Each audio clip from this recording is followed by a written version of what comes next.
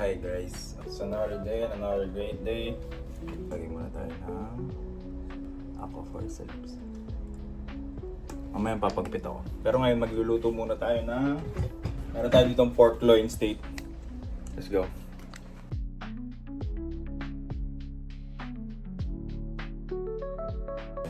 Meron tayo ditong pork loin steak. Sinisa ko na siya ng salt, pepper, paprika, garlic powder, tapos pan-sear ko lang siya, tapos nilagyan ko din siya ng touch of olive oil.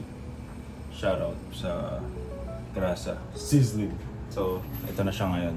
Hindi ko na napakita yung process ng pag-season ko, pero normal lang naman. Normal touching lang yan. May kampaka pala ako dito. Sinigang. Natira pa kahapon. Nagluto ko kahapon. So, yun, lutuin natin to, and then pagpit tayo mamaya, and then see you. So yung isip ko ay nagbabago din maya-maya at sobra sa pag-arsa, kulang sa pagkasing tamang panahon na ang tahin ko na lamang.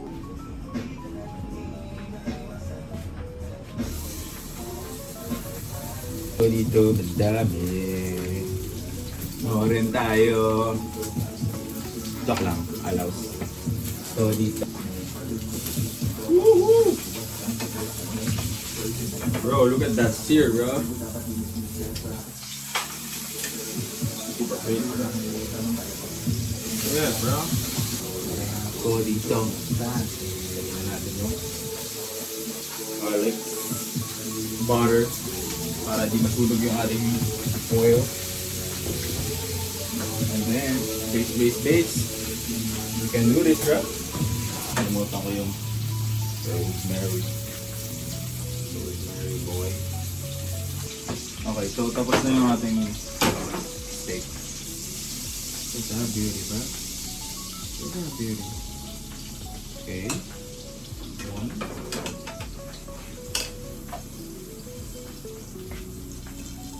Two. And the best part about that is ito. Shit. Ako ba ipapakita sa inyo? Ito, yung pinag-ano natin. Drop na natin siya dyan. Parang buong nasan dyan. Oh, sorry. Makagamitan. Sorry, madumi dito.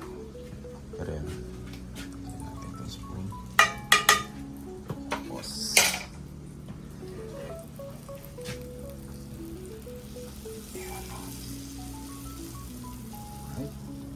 Stress lang natin siya dyan for about like 2 to 3 minutes, and that's it. We gotta chow. Alright, let's go. So guys, kakain tayo. I mean, kanina pa ako makain, pero share ko pa rin yung yung kung ano yung nangyari. Pre, sobrang lambot, promise.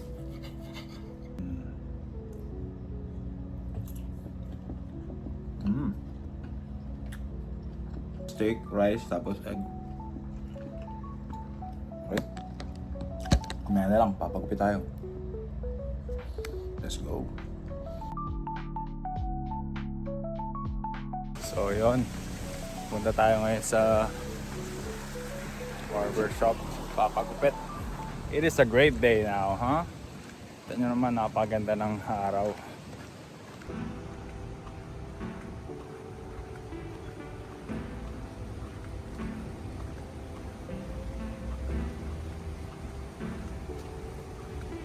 Ito yung mga araw na nilook forward mo dapat, yung mga better days.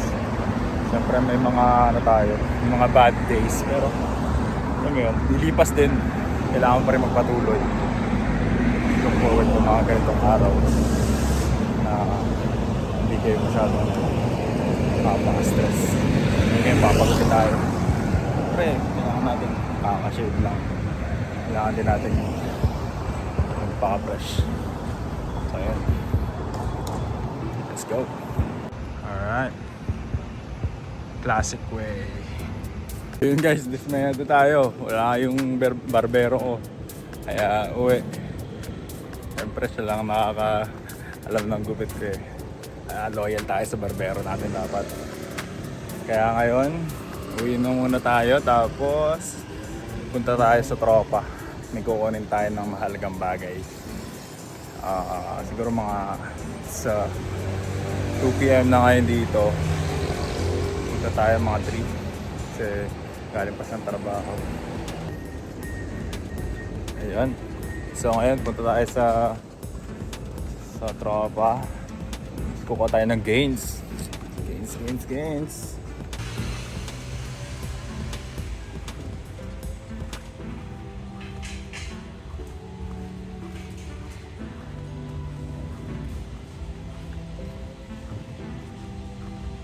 Dito na tayo.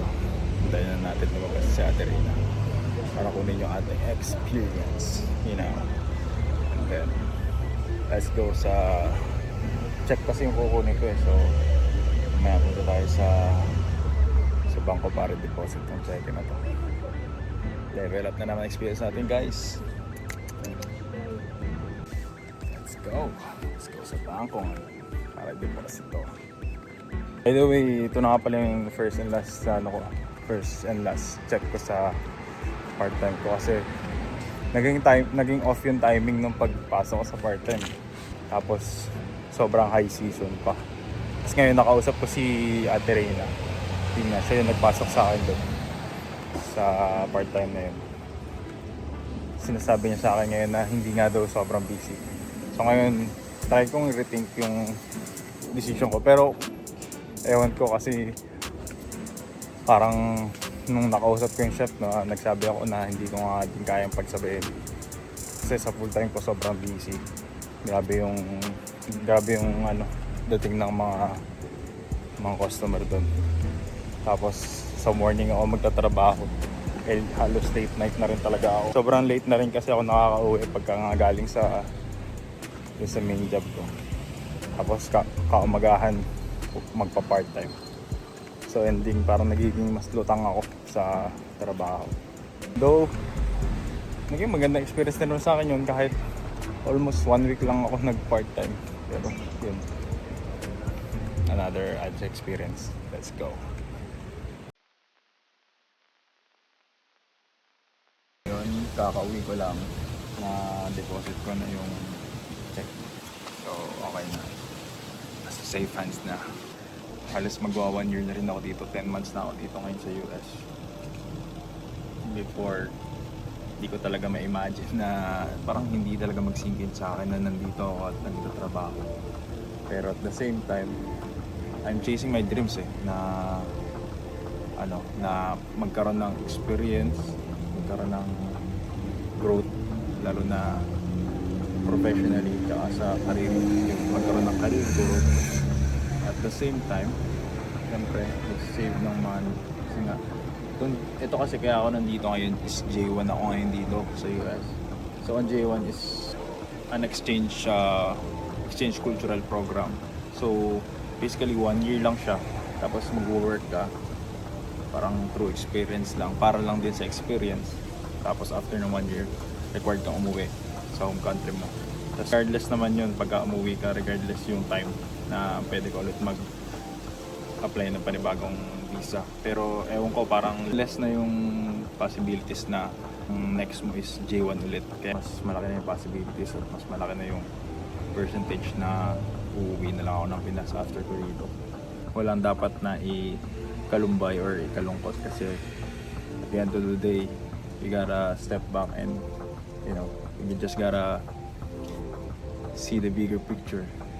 Salamat sa Diyos sa mga naging blessings, tsaka sa mga pag-guide niya sa atin sa ating journey.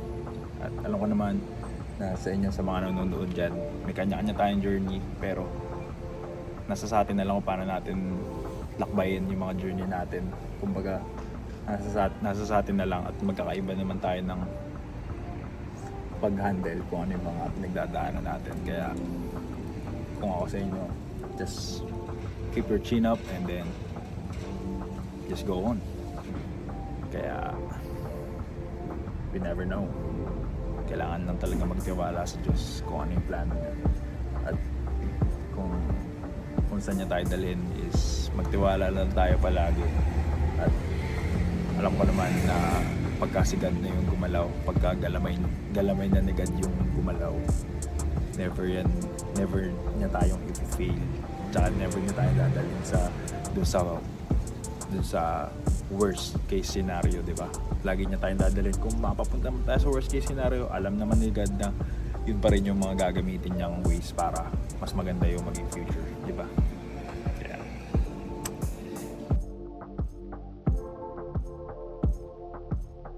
Pupunta ako ngayon sa convenience store. Bili tayo ng beer. Kasi chill night lang. Ayun. Hi, what's up? How are you? ¿Cómo estás? Bien. Todo bien, todo bien, todo bien. Mira, mi ¿Quién hijo. estés? Mi hijo. ¿Quién? ¿Sí? Sí. Oh, bueno. Sí. Yeah, Hola, let's show you Tita the Leo. video. Hi. Alright, you off today? No, no yes. trabajo? Nice, nice, nice. Okay. Tomorrow no. Oh yeah? Okay. Bueno, bye. Oo, kasama niya yung anak niya. So cool lang kasi approaching pa lang ako. Papunta pa lang ako dun sa way na yun. Na ano niya agad ako. Na-recognize niya agad ako. Nakakatuwa naman. So yun, pupunta nga tayo, chill night lang. Tayo, convenience store. Ilang akong beer. Kahit may pasok ako bukas. Kita niyo naman naka-jacket ako ngayon. Ang lamig na kasi dito ngayon. Siyempre, Pinoy tayo, sanay tayo sa mainit. Konting lamig lang. Parang kakaligkigin ka na eh. Tapos, yun, etong jacket na to. Sipin mo tong jacket na to. Okay, sorry. Yan. Yung jacket na to. Sikip na sa akin to dati. Ngayon, ewan ko, sobrang loose na niya. Hindi naman sobra, pero alam mo yun, may fit na nadating. Since 7-Eleven ako ngayon. Nakaka-amaze lang kasi ito, gnarly nga pala ito na jacket. Gnarly. Shoutout sa gnarly. Pero itong jacket na to talaga, sikip na sa akin to. Kaya nga hindi ko ito sinusuot. Pero maganda siya. Maganda nga yung quality niya. From 95 to 75 kg. Bili tayo. Okay, mabili. Siguro bad light na lang. Bad light. Up. Oh shit. Let's go. Alright. Bayaran na natin to. So, other beers. Easy na ako, grabe. Pauwi na ulit. Chill lang. Daming gusto na makikita mo naman sa kita ko. Naalala ko na guys. Kasi pag magtutulog, kaya pita ka puyat. Imbis magunat ng buton, nagunat ng butong may kasamang hinibig. Nagunat ng butong may kasamang hikab. Ganon katamad. Sa bayabas ka lang may makita na malalaglag. Bahay na tayo. Bago pala ako mag-beer, kailangan mo natin gamitin yung quota natin na 50 push-ups every day. Kasi never pa akong gamitin. Kaya, let's go. Push up na tayo.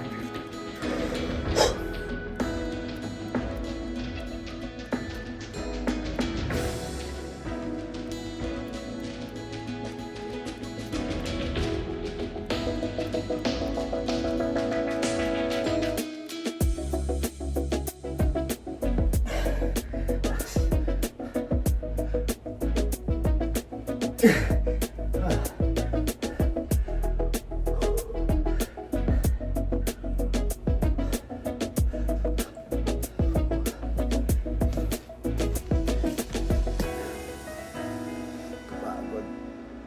So yun. Beer time.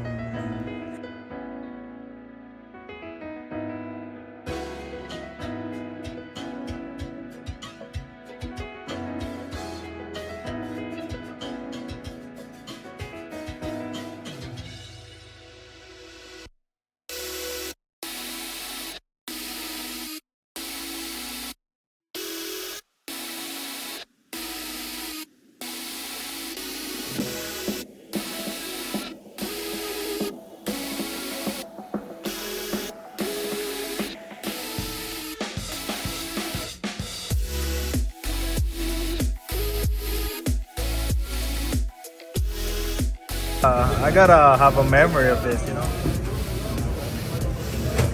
So we call that beetroot tartar, right?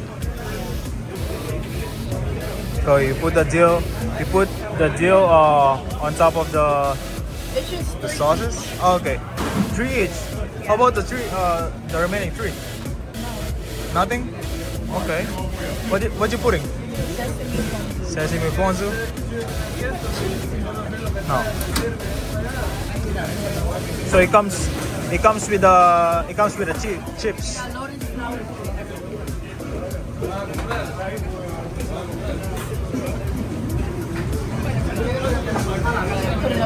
That's it. Nice.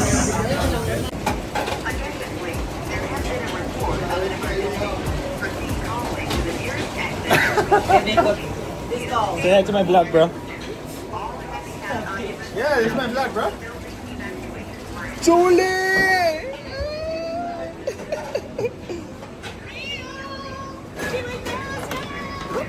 Papu! So, kakaot lang. Galing sa trabaho. Jose. Yeah, what up? Kakain kami sa... Where are we eating right now? Chaco what? Taco stand. Yeah, let's go.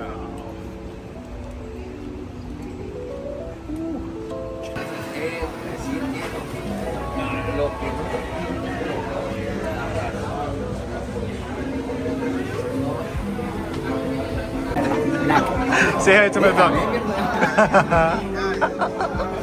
Jose. Yeah, what up? Yeah, me too, bro. Give me one. Yeah. Yeah, here, taco stand. Huh? Fran, say hi to my vlog. Say hi to my vlog.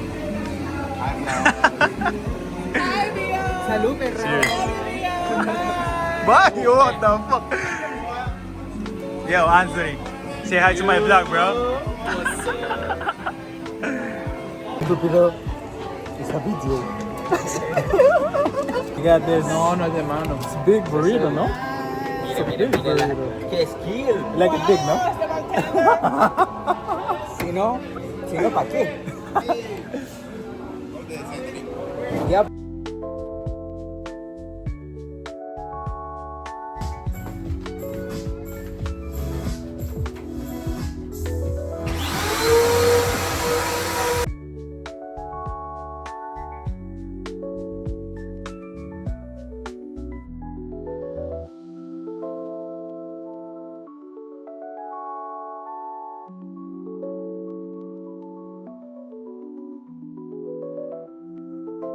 So yun guys, kakatiklop ko lang ng mga nilaban ko na damit kasi nag-laundry ako.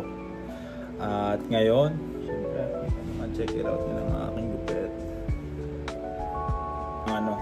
Punta tayo ng Kaseya Center kasi manonood tayo ng game ng Miami Heat versus Toronto Raptors. So, manonood tayo live.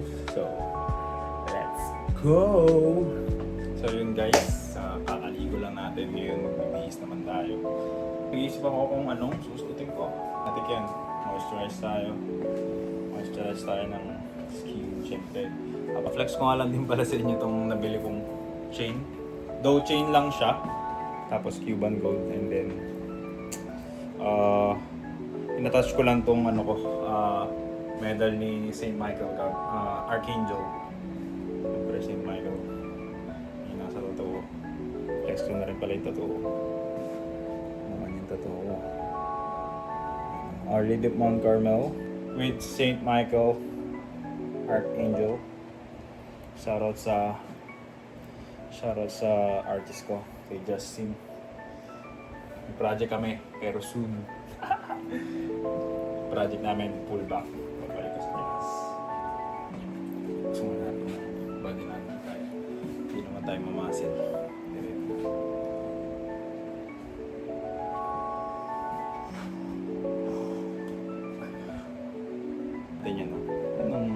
Yan ang mas muscle, oh.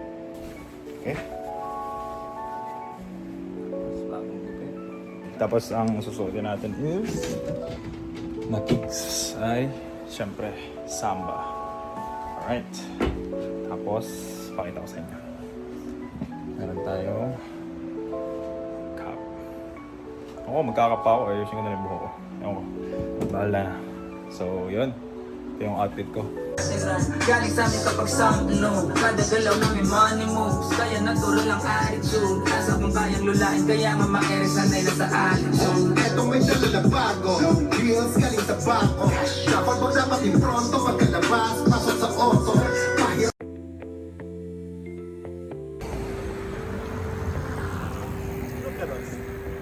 Miami Heat versus the Toronto Raptors. To make Drake cry like a little bitch. So with the bus. Oh yeah, he's joking. Go to the wall. So you saw him joking with a fucking cigarette, bro. And I was like, yeah, let him be. This is gonna be funny. This is gonna be a funny a video diary. So yeah, we're just gonna go there and then we just gotta chill there. Have some. Chill, pick up some bitches. Oh my go God. to the strip club, spend 20 grand on the bitches at the strip club. yeah, We're gonna yeah. do the Miami shit. Yeah, we Go do broke, declare bankruptcy, and start over again. that. Yeah, we do that, bro. So we're waiting for a bus. I don't know how many minutes, but Then And we're then- gonna have Panko Miste over there. yeah. Let me show you. Gotta after the game, we gotta have a food trip there, and then yeah. Right now, we're just waiting for the bus for us to go to downtown, and then by the downtown, we gotta drop off the Yeah, Kaseya Center. Kasaya Center, and then that's it. Yeah, let's go. You know where we drop off, right? You know. Yeah. I think, yeah. I'll look it up right now.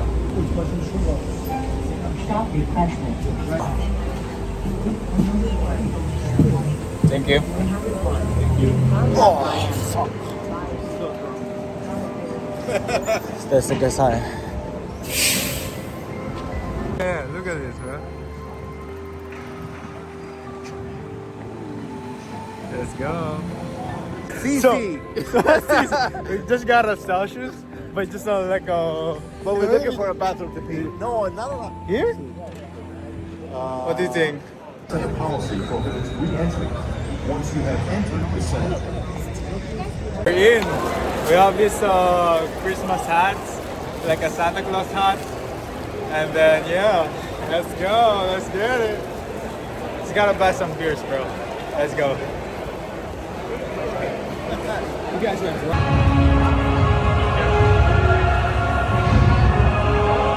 Run and smoke donate on serve food from every Heat home game to local homeless shelters. Watch out! Yeah, yes sir. Look at this.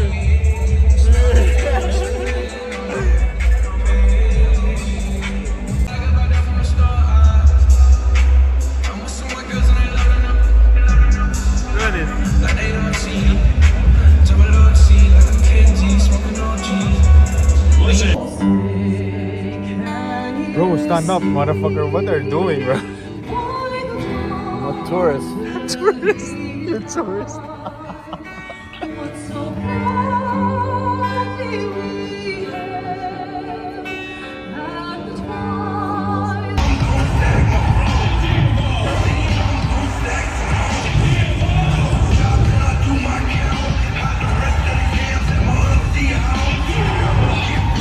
Now called on 3, Brandon in front. That's his first team boost.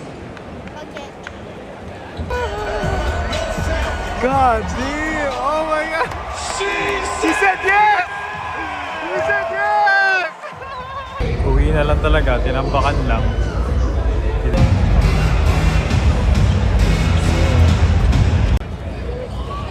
As we're ready, yeah, let's go. Going to the, what do you call it? We're going to Pinecrest Bakery to have a steak pan con bistec, which is steak sandwiches. It's gonna be good. Yeah, I haven't one. Yeah. Once in a while. Yeah. Oh my god, it looks so good. Oh, it has potato fries. Yeah. Everything.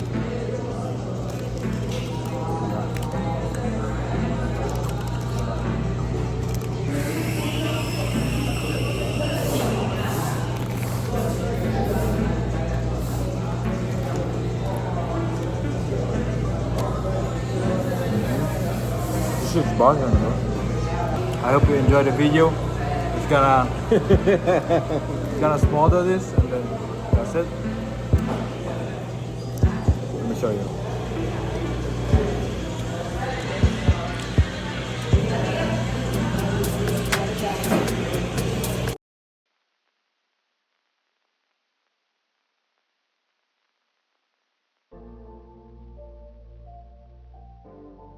Ako lang din palang i-share sa inyo yung kung bakit ngayon lang din ako nagbalik sa Instagram.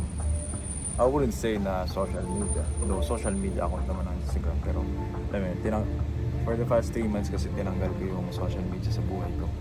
Na tanging itong YouTube na lang yung naging parang venting out. Kaya ako napag-desisyonan na magsimula ulit. Kasi dati naman nagbablog na talaga ako.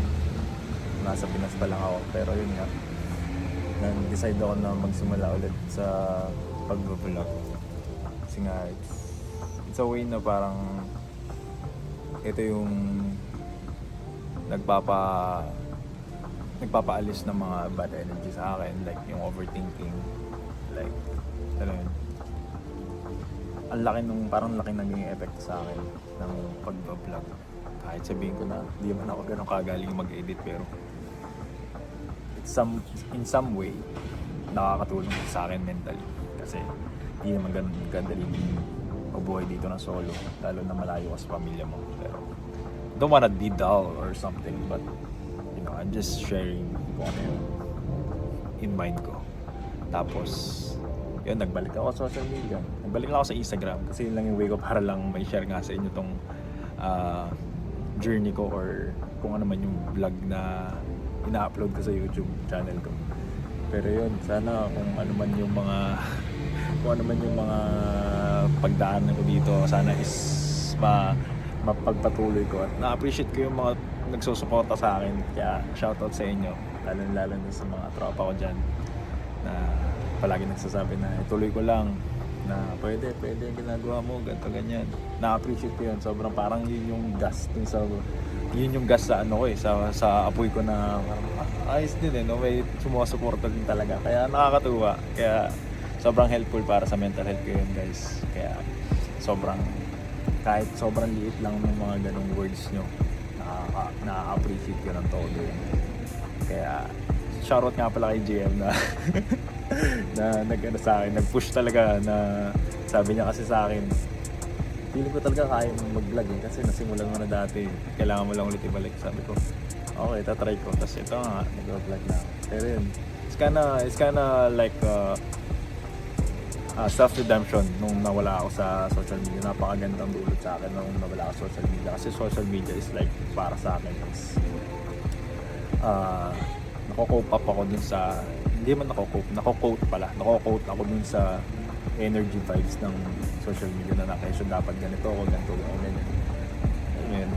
Kaya andito ako kaharap ko sa camera ko na kahit ano pang sabihin na guys, yung kasiyahan mo pa rin yung importante. Kaya, good, thank you sa inyo lahat.